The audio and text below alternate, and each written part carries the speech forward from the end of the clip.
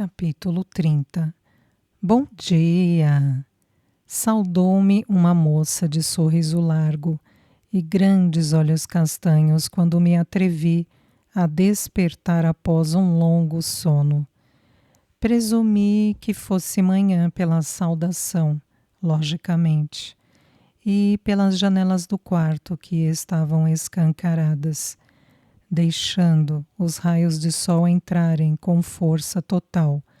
Mesmo que o clima me parecesse um pouco frio, sou a doutora Arielle Garanhani e a partir de hoje você vai me ver muito por aqui, Annabel. Ótimo, pensei. Afinal, tirando a parte de que eu não podia falar e nem me mexer, era bom ter companhia.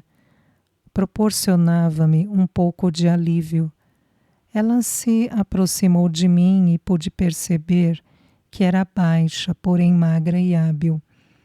Arielle ergueu-me um pouco na cama, escorando-me com travesseiros, e então me descobriu e começou a apertar o meu joelho. Annabel, eu tenho certeza de que está consciente, por isso quero que pisque 2 vezes, se você sentir o meu toque, tudo bem? Tentei me concentrar em suas palavras.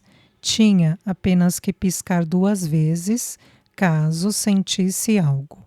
Ela apalpou os meus joelhos e todas as partes do meu corpo de uma forma que me fez ficar constrangida, mas eu não senti nada. Ela fez de novo e mais uma vez não senti nada. Aquilo estava me incomodando. E acho que não foi bom para ela também, pois suas expressões se fecharam em um ar sério.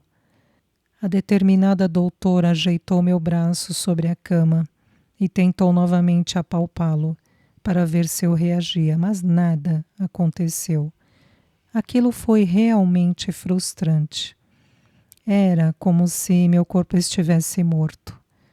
Muito bem, nós iremos tentar de novo amanhã. Ela voltou a me mover na cama, agora retirando alguns travesseiros e acomodando as cobertas sobre mim. Pelo visto, não iria me apalpar mais. Enquanto Arielle arrumava suas coisas em uma maleta branca, a porta do quarto foi escancarada e eu segui o movimento da mesma com o olhar, na esperança de ver alguém conhecido. Para minha infelicidade, era Ricardo em uma de suas visitas de rotina.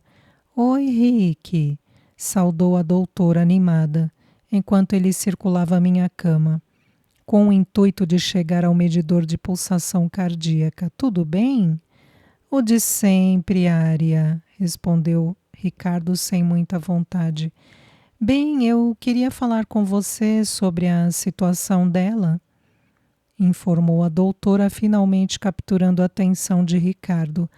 Pode falar, não acho que seja necessário esconder nada de Annabel.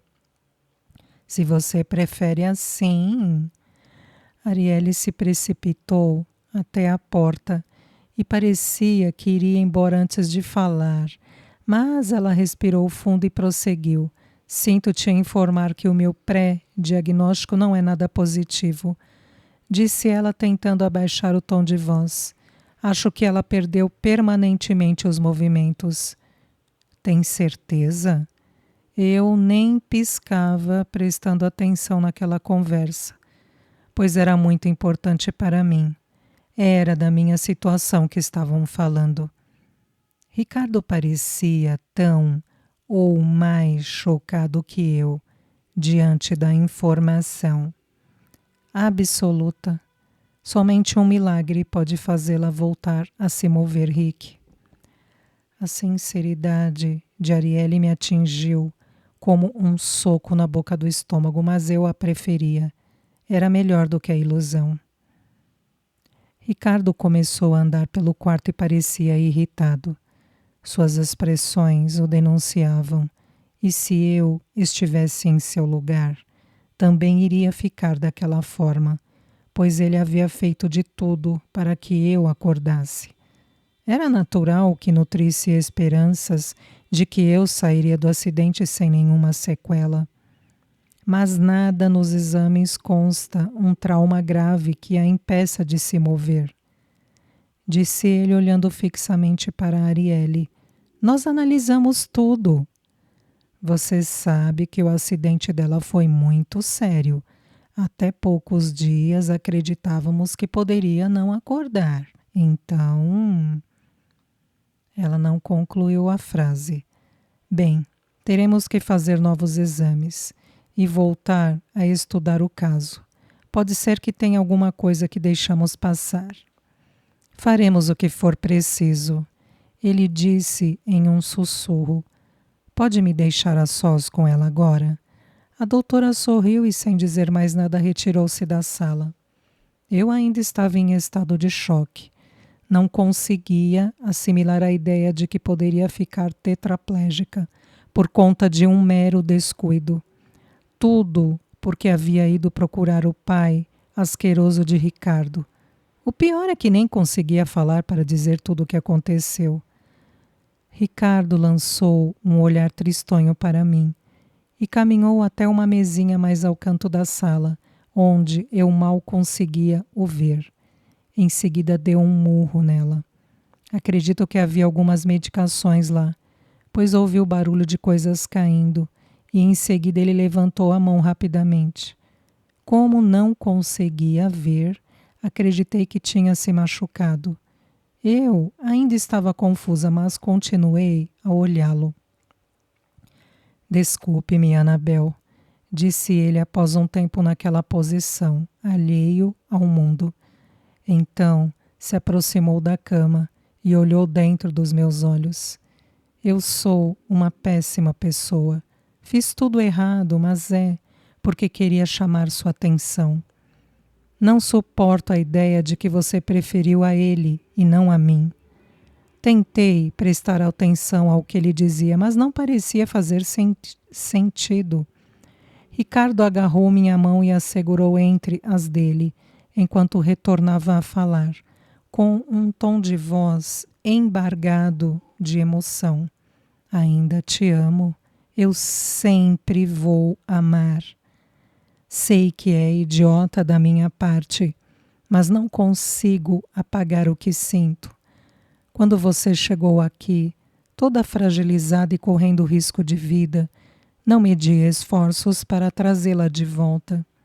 Retirei a queixa que prestei contra você e o meu irmão, pois sei que foi esse o motivo de ter ido à minha casa, e foi por isso que você sofreu este acidente. Dediquei-me exclusivamente a você. Cada dia do seu coma foi uma tortura para mim. Agora... Ele tomou um fôlego e seus olhos se encheram de lágrimas. Ricardo estava chorando. Prometo que farei o possível para que você fique bem. Prometo que vou te ajudar a ser a mesma pessoa de antes, porque eu jamais vou desistir de você. As palavras de Ricardo me emocionaram. Ele sabia que eu havia ido à sua casa. Provavelmente Gregório lhe contou e distorceu os fatos. Mas mesmo assim ele se importava comigo de forma verdadeira. As lágrimas em seu rosto faziam meu coração ficar apertado. Jamais imaginei presenciar uma cena assim de novo, mas lá estávamos nós, como em um déjà vu. Ricardo só havia chorado daquele jeito em minha presença quando a mãe morreu. Deus! Queria fazer alguma coisa, qualquer coisa. Foi então que, concentrando todas as minhas forças, tentei apertar sua mão, que segurava a minha com todo o cuidado do mundo. Os dedos se mexeram bem pouco, mas foi o suficiente. Ricardo não tinha a culpa de ser como era. Seu pai o havia ludibriado a vida toda. No fundo, ele ainda era aquele jovem simpático e cheio de vida que me pedira em casamento.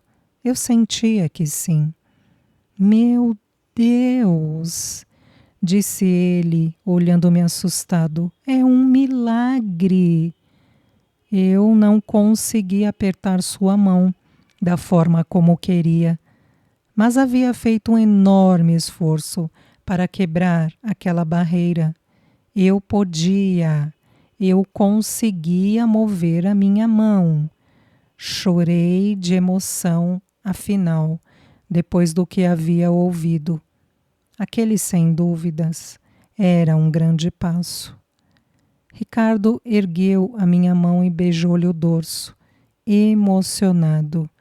Eu consegui sentir o leve toque de seus lábios em contato com a minha pele, e isso foi magnífico. Ele sorriu sinceramente para mim, e nossos olhares diziam mais do que mil palavras. A esperança estava ali, em forma de um fio delicado e quase invisível, mas estava ali, e eu iria me agarrar a ela com todas as minhas forças.